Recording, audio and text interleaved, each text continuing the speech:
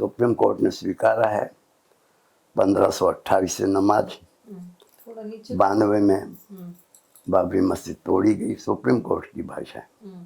16 दिसंबर 49 को नमाज हुई, 22-23 दिसंबर को मूर्ति रखी गई। पति पत्नी के बीच में एक धर्म है, पिता पुत्र के बीच में एक धर्म है, शिक्षक और विद्यार्थी के बीच में भी ये धर्म शब्द बड़ा व्यापक है। और इंसान का धर्म होता है, शैतान का कोई धर्म नहीं होता। नमस्कार, आज हमारे साथ है निर्मोही अखाड़े के पंचरामानंदी अखाड़े के प्रमुख श्री रामचंद्र आचार्य जी, सरपंच जी हैं। और इन्होंने राम जन्मभूमि मंदिर विवाद में सबसे अहम भूमिका निभाई थी। आज मान जी 100 वर्ष पूरे कर चुके हैं और हम इनकी जीवनी की, इनकी राम जन्मभूमि में लड़ाई की और अखाड़े के बारे में और उनके बचपन के बारे में भी, और आपसे हम पूछेंगे किस तरह से आप कि अखाड़ा काम करता है और अखाड़ा रामचंद्र जी के लिए कैसे लड़ा। तो थोड़ा सा आप आचार्य जी हमें बताइएगा। हाँ, सामान्य बात यह है, अखंड शब्द का अपभ्रंश ही अखाड़ा है। अच्छा। जब हम संगठित रहते हैं तो समाज के लिए काम कर सकते हैं जी। यदि हमारे में बिखराव है तो समाज का कोई काम नहीं होगा जी। तो अखाड़ा शब्द का अर्थ है अखंड शक्ति के द्वारा देश और धर्म की रक्षा के लिए जिन लोगों ने काम किया उस पीरियड में, जबकि हमारी रजवाड़े भी निर्माल्य हो चुके थे। अच्छा। धर्म के लिए निर्मोही अखाड़ा हर व्यक्ति को अपना प्राण प्रिय होता है। इस प्रकार से इनके सेक्टर हैं। रामानंद संप्रदाय का ये एक अखाड़ा है, इसका नाम है पंचरामानंदीय निर्मोही अखाड़ा। पंचरामानंदी निर्मोही अखाड़ा जी। इस प्रकार से रामानंद संप्रदाय में 7 अखाड़े हैं, वो भी रजिस्टर्ड हैं। अच्छा। कौन कौन अब चीज ये है, मैं आपको निर्मोही अखाड़े की बात करके लास्ट में सब गिनवा दूंगा। ठीक है। निर्मोही अखाड़ा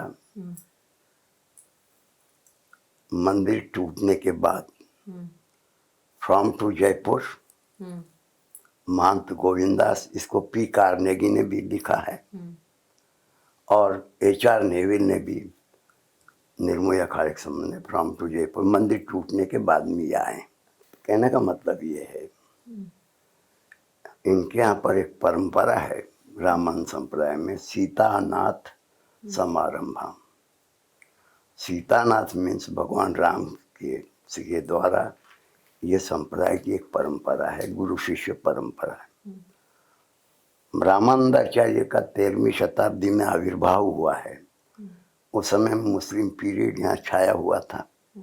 उस समय देश और धर्म की रक्षा कैसे की जाए, उसी समय इन अखाड़ों का आविर्भाव हुआ है। अच्छा।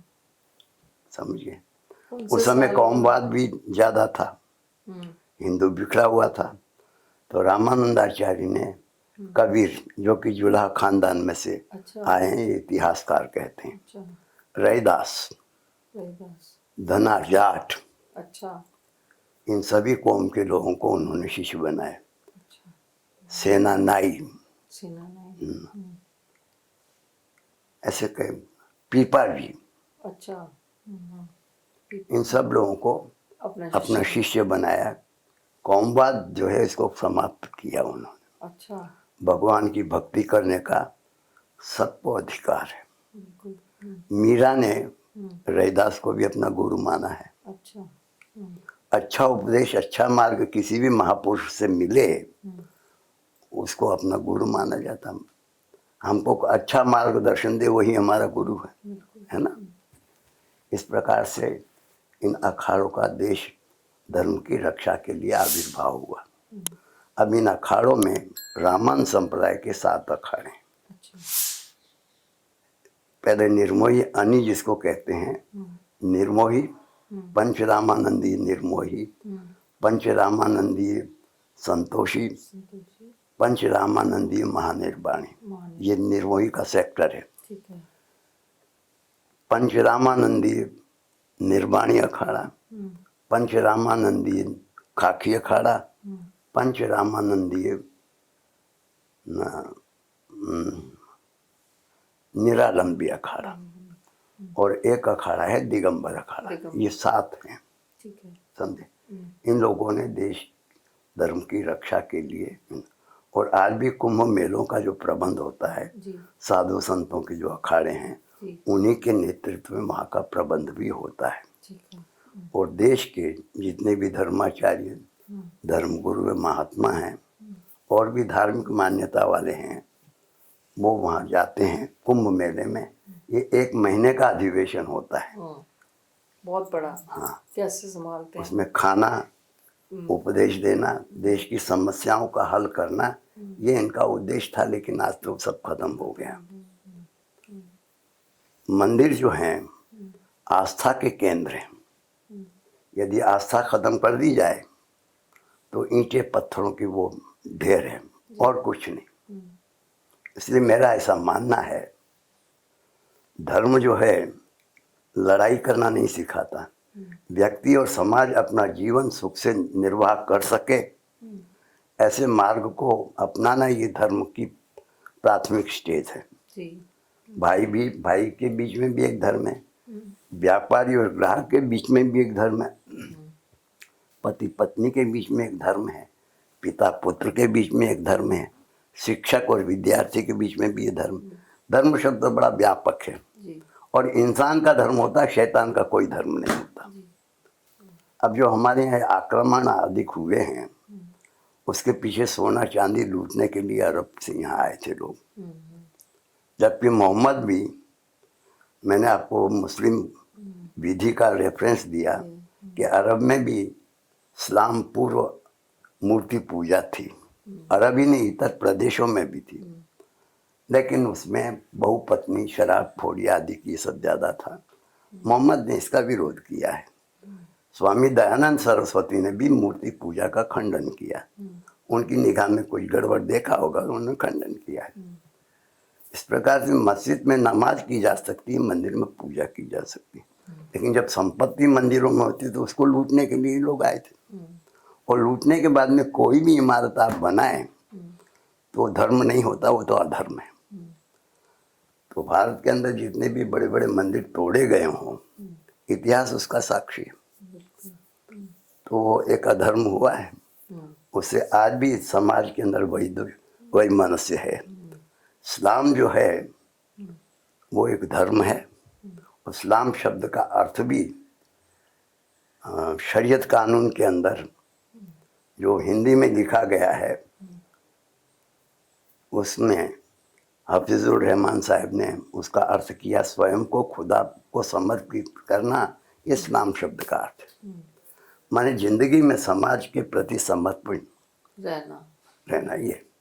और हिंदू धर्म में भी श्री राम शरणम मम या श्री कृष्ण शरणम मम का भी यही अर्थ है। एक इंसान का धर्म होता है, शैतान का कोई धर्म नहीं होता। अब इन परंपराओं का रक्षण होना चाहिए समाजवाद के नाम पे। आज जो हो रहा है, देश का दीनदार ईमानदार यदि सोचे और सरकारें यदि सोचे तो उनके सामने एक समस्या बहुत बड़ी खड़ी है। क्या समस्या? वही मनुष्य। अच्छा, ये वोट और नोट के भिखारी क्या समाज की व्यवस्था पूरी कर पाएंगे कि अपनी झोलियां भरेंगे?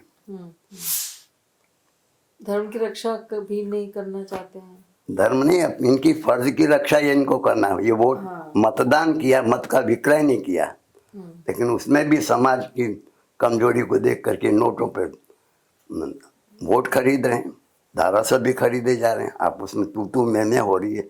ये प्रजातंत्र को शोभास्पद नहीं है। कोई भी दीनदार ईमानदार इसे एक इंसानियत नहीं, शैतानों का एक अड्डा मानेगा। सुप्रीम कोर्ट ने स्वीकारा है 1528 से नमाज 92 में बाबरी मस्जिद तोड़ी गई। सुप्रीम कोर्ट की भाषा है। 16 दिसंबर 49 को नमाज हुई, 22-23 दिसंबर को मूर्ति रखी गई। ये हिंदू पक्ष के नेक्स्ट फ्रेंड थे, उनका बयान है, वहाँ पर लिखित रूप में है। लेकिन निर्मोही अखाड़े ने इन बातों को कभी कहा नहीं है। और जब वो लिया है तो वहाँ पर मुस्लिम पक्ष ने ही कहा था कि सिविल राइट्स निर्मोही अखाड़े का वहाँ है, ये उनका है। सुप्रीम कोर्ट को इस पे ध्यान देना चाहिए, लेकिन सुप्रीम कोर्ट स्वयं दबाव थी सरकार के अंदर, तो वो क्या निर्णय करेंगे। तो जैसे न्याय मंदिरों में गड़बड़ होती है, वैसे धर्म स्थानों में भी गड़बड़ियाँ हैं, और इन गड़बड़ियों को यदि इंसान दूर नहीं करेगा तो कौन शैतान दूर करने लायक तो है नहीं। इसलिए राष्ट्र के सभी नागरिकों को सोचना चाहिए, जिस संविधान के आधार पर इस देश का संचालन हम लोग कर रहे हैं, उसमें हम संविधान सभा में एक आर्टिकल 25 और 26 में स्पष्ट लिखा धार्मिक स्वातंत्र और धर्म से संबंधित जो संपत्तियां, उनका विकास, उसका संरक्षण, उसका संवर्धन, उसका प्रचार और प्रसार करने का उनको राइट है। इसमें गवर्नमेंट का हस्तक्षेप नहीं होना चाहिए। आज भी यही हो रहा है। तो हम कहेंगे इंसानियत की यदि प्रतिष्ठा होती है तो प्रजातंत्र प्रतिष्ठित बनता है। यदि इन्हीं नियमों का भंग होता है तो इंसानियत तो दूर गई, प्रजातंत्र भी दफन हो जाएगा। नहीं, पर आपका जब मंदिर विवाद से पहले क्या रोल था अखाड़े का? छोड़ो ना, आप कह रहे लक्ष्मीबाई भी आप रही थी। वो बड़ा गंभीर इतिहास। शिवाजी को भी जेल से मुक्त करवाने वाले ये थे, आप थे निर्मोही अखाड़े वाले। कैसे, थोड़ा बताइए ना उसके बारे में। देखिए, दक्षिण भारत है जी, दक्षिण भारत में शिवाजी महाराज थे, वहाँ मुस्लिम कंट्री थी, आप उसमें वो परेशान थे। समर्थ रामदास भी इसी अखाड़े के संत थे। अच्छा, हम लोग अपना लेबल जाहिर नहीं करते हैं। जिनको सेवा करना है ना, वो अपनी प्रसिद्धि नहीं चाहते। तो समर्थ रामदास जी महाराज जयपुर स्टेट के राजगुरु थे, उस समय ब्रह्मानंद से मिलते हैं। अच्छा, और देश को बचाने की एक योजना रखते हैं। मिर्जा राजा जयसिंह जयपुर का जो महाराजा था, वो औरंगजेब का समकालीन था। जयपुर स्टेट जोधाबाई और मान सिंह का एक संबंध था, इसलिए मुगल सल्तनत उनके साथ में थी। उस समय में ब्रह्मानंद जी ने मिर्जा राजा जयसिंह को कहा, और एक समझौता वार्ता हो जाती हो। हिंदू राजा था, उसके माध्यम से औरंगजेब तो उनको पकड़ना चाहता ही था ना। तो शिवाजी आए कैसे, इसके अंदर मूलभूत कड़ी संतों की है। अच्छा, और समर्थ रामदास ने जो प्रथा चलाई थी, पावन भिक्षा दे दे राम। पावन भिक्षा दे दे राम? हाँ, कैसे? आपके यहाँ आए, हाँ, यही कहा कि पावन भिक्षा दे दे राम। अच्छा, तो जो आपसे मिला वही खा लिया, मांग करके खा लेने का, और देश का काम करने का। बांध के वो लोग नहीं निकलते थे। तो देश को कैसे बचाया इन अखाड़े वालों ने, संतों ने, एक इतिहास है। रानी लक्ष्मीबाई का भी अंतिम संस्कार आपके यहाँ हुआ था? रानी लक्ष्मीबाई के पिताजी का संबंध गंगादास की बगीची, उस महात्मा थे, सिद्ध संत थे। उनका मोरोपंत उनका नाम था, उसके पिता का नाम। और वहाँ से उनका कनेक्शन था इसी। जब रानी लक्ष्मीबाई झांसी पे आक्रमण हुआ है, समय भाग करके आई, अंग्रेजों ने पीछा किया। आपका वहाँ खड़ा था?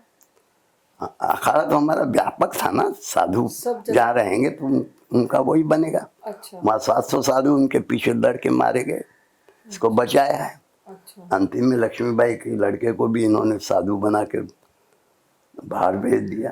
अच्छा, उनका दाह संस्कार भी उन्होंने अपनी झोपड़ी तोड़ करके बनाया। आज भी ग्वालियर में लक्ष्मीबाई कॉलोनी जो है, वो पूरी जमीन इनकी थी। पर साधु संत तो भोले होते हैं, उनको 15 लाख रुपया दे दा करके पूरी जमीन को कर लिया। लेकिन फिर भी ये वोट नोट के भिखारी उस इतिहास को समझते नहीं हैं। और वो चमकने वाला इतिहास है।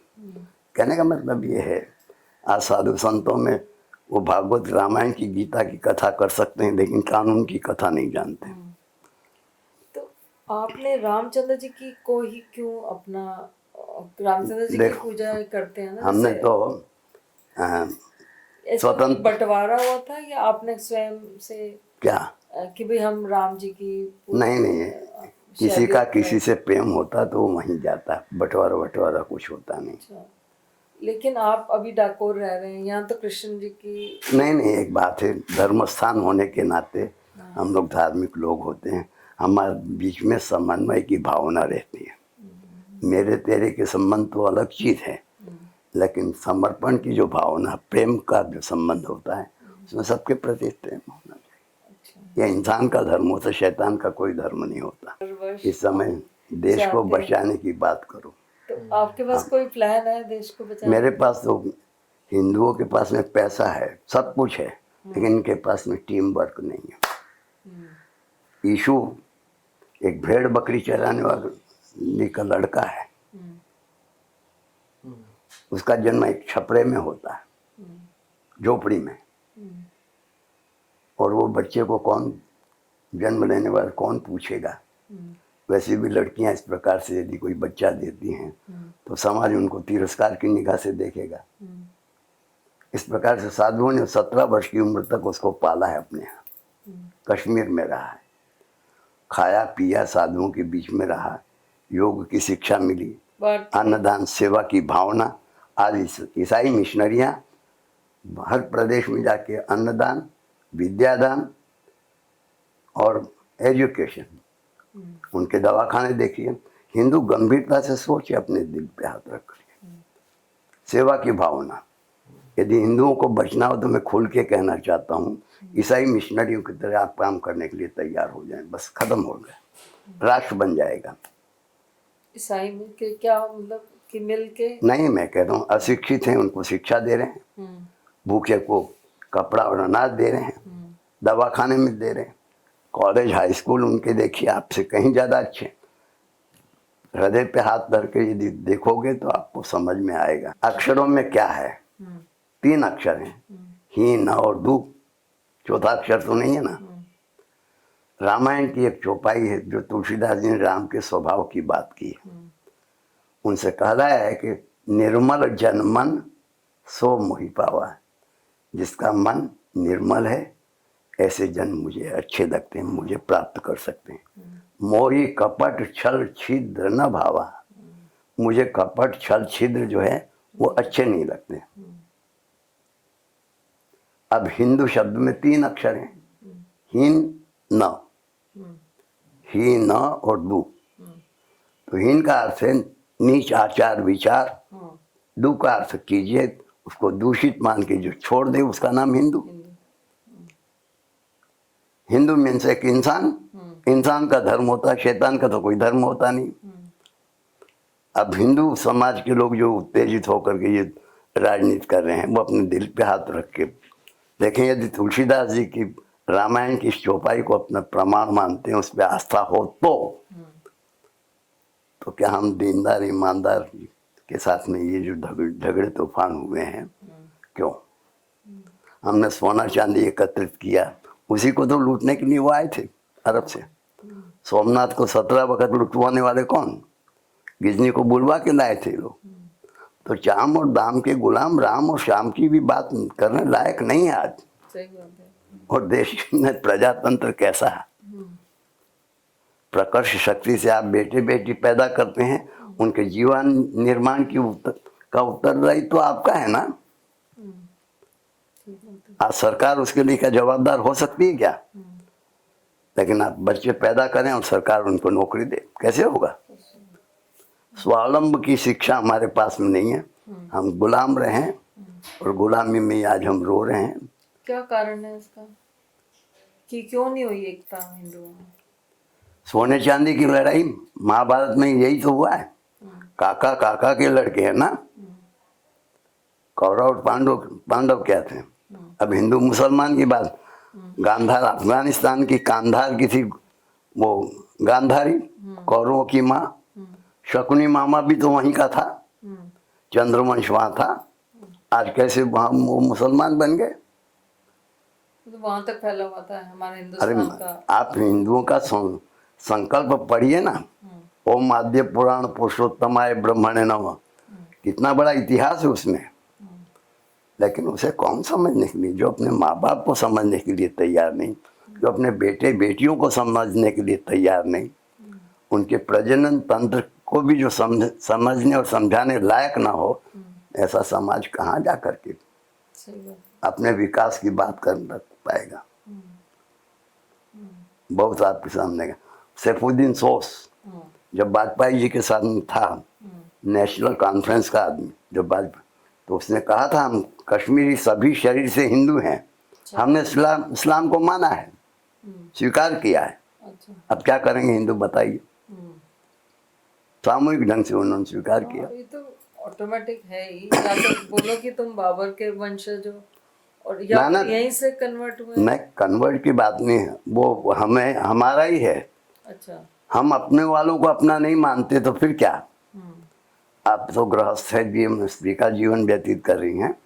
एक छोटा बच्चा जब दूध पीता है तो बड़ा बच्चा बाजू में बैठा बैठा देखता है कि इसको दूध पिलाती मेरे को नहीं पिलाती, उसके दिल दिमाग में आ गया कि नहीं मतभेद। जेलसी। तो यदि बच्चों में ये चीज आ जाती है, स्वाभाविक ईर्ष्या द्वेष पैदा होता है। तो समाज निर्माण के लिए बहुत बुद्धि चाहिए, आचार विचार चाहिए, लक्ष्य चाहिए, तब उसके बाद में कार्य होना चाहिए। आज कौन लक्ष्य समझ रहा है? कौन से हमारे पास में संस्कार के केंद्र हैं? समाजवाद के नाम पर जो स्वास्थ्य शिक्षण है वो सेक्सवाद की ओर ले जा रहा है देश को। तो आप रास्ता दिखाइए ना समाज को, हमें बताइए, हम हमारे तरफ से हम क्या योगदान दें ताकि आगे की पीढ़ी कुछ। अरे मैं कहती हूँ सरकार के अंदर ये वोट और नोट के भिखारियों को समझना चाहिए ना।